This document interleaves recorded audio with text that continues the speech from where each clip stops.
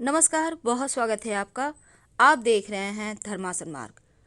पौष के महीने में भगवान सूर्य की उपासना करने का विधान है और यह महीना सूर्य देव की पूजा के लिए बहुत विशेष महत्व भी रखता है।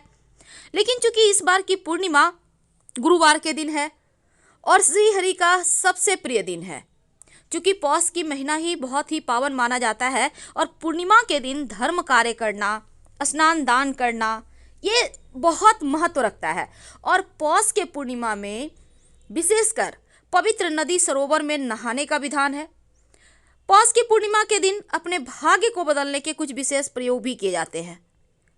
देखिए, इस बार यह पूर्णिमा गुरुवार को मनाई जा रही है और इस दिन को शाकंभरी पूर्णिमा भी कहते हैं। मान्यता है, अगर पौष के महीने में नियमित रूप से सूर्य देव की उपासना की जाए, खास तौर पर पूर्णिमा के दिन भगवान सूर्य की आराधना की जाए, तो व्यक्ति साल भर स्वस्थ रहता है, जीवन में धन की कमी नहीं होती, संपन्नता भरी रहती है और भाग्य भी सूर्य की भांति चमकता रहता है। यानी इस दिन अगर आप स्नान करके पवित्र नदी सरोवर में भगवान सूर्य को एक लोटा जल भी अर्पित कर दें या भगवान सूर्य के सामने खड़े होकर 27 बार गायत्री मंत्र पढ़ दें, तो आपका भाग्य मजबूत होता है और दैव योग से बुरे वक्त से भी आप भली भांति सुरक्षित बाहर निकल आते हैं। धर्म ग्रंथों में पौष पूर्णिमा के दिन उपवास रखने की मान्यता है। अगर आप धनवान बनना चाहते हैं तो इस दिन कुछ उपाय जरूर करना चाहिए। क्या करें कि सब कुछ अच्छा हो जाए? देखिए, इस दिन चूंकि पौष पूर्णिमा के दिन सूर्य उदय होने से ही पहले उठ जाइए। अब स्नान वगैरह कीजिए। पहले तो पूरे घर की सफाई कीजिएगा। पूरे घर की सफाई करने के बाद घर के मुख्य दरवाजे पर आम के पत्तों का बंधन बार लगाएं।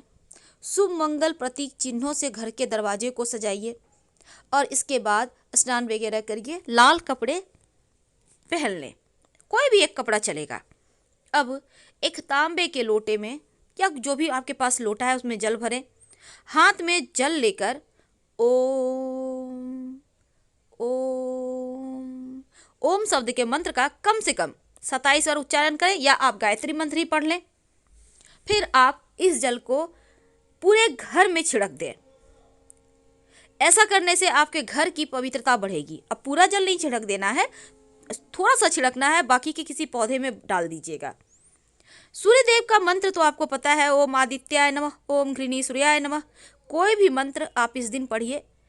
गायत्री मंत्र भी पढ़ सकते हैं। गायत्री मंत्र हम बार बार इसलिए कहते हैं क्योंकि गायत्री मंत्र एक ऐसा मंत्र है जो बड़ी से बड़ी विपत्ति से भी आपको बाहर निकाल लेता है, आपके हाथ पकड़कर। धार्मिक मान्यता में अगर इस दिन सूर्य देव के समक्ष बैठकर आप आदित्य हृदय स्तोत्र का पाठ करें तो सरकारी नौकरी प्राप्ति की समस्या दूर होती है, सरकार से लाभ होता है, समाज में मान सम्मान बढ़ता है, उच्च पद प्रतिष्ठा भी बढ़ता है, आप शत्रुओं पर विजय प्राप्त करते हैं। जो लोग सरकारी नौकरी प्राप्त करना चाहते हैं, पौष पूर्णिमा के दिन सुबह जल्दी उठकर स्नान वगैरह करके भगवान सूर्य को तांबे के लोटे में जल और गुड़ मिलाकर अर्घ्य दें और अर्घ्य देने के स्थान पर ही 3 बार परिक्रमा करें, फिर प्रणाम करें, फिर अपनी मनोकामना कहें तो मन्नत पूरी होती है। माता पिता के चरण स्पर्श इस दिन जरूर करना चाहिए। सौभाग्य की प्राप्ति होती है, सुख सौभाग्य बढ़ता है, जीवन में आनंद बढ़ता है। और इस दिन अगर आप एक छोटा सा प्रयोग कर लेते हैं तो धन की कमी नहीं होती। क्या करेंगे? देखिए, इस दिन विशेष प्रयोग टोना टोटका भी किया जाता है ताकि जीवन में खुशियां बढ़े, आनंद बढ़े, सुख शांति समृद्धि बढ़े। चूंकि पौष पूर्णिमा पूरे महीने उत्तम स्वास्थ्य सम्मान की प्राप्ति के लिए ही जाना जाता है और पौष पूर्णिमा के दिन अगर भोजपत्र पर अनार के कलम से स्याही होगी अष्टगंध की, गायत्री मंत्र लिख लें या आप चाहें तो लाल चंदन भी अष्टगंध की जगह यूज कर सकते हैं। गायत्री मंत्र लिख लें और अपने पर्स में रख लें तो ऐसा करने से आपका पर्स कभी खाली नहीं होगा, आपका भाग्योदय होगा। तो इस दिन बहुत सारे प्रयोग किए जाते हैं, लेकिन चूंकि आज हमने टॉपिक रखा है लौंग और दीपक की, तो चलिए जानते हैं विस्तार से आखिर वो लौंग और दीपक कहाँ जलाएं कि जीवन के हर परेशानी दूर हो जाए। देखिए, आपको 4 लौंग लेना है। लौंग तो आपके पूजा घर में होगा ही। अब एक लाल कपड़ा ले लें। फिर आप अपने घर के पूजा स्थान पर बैठ जाएं। अब माँ लक्ष्मी के सामने बैठिए, एक घी का दिया जलाइए। ये उपाय आप कभी भी कर सकते हैं, सुबह भी कर सकते हैं, शाम में भी कर सकते हैं। अगर शाम में करें तो ज़्यादा अच्छा है।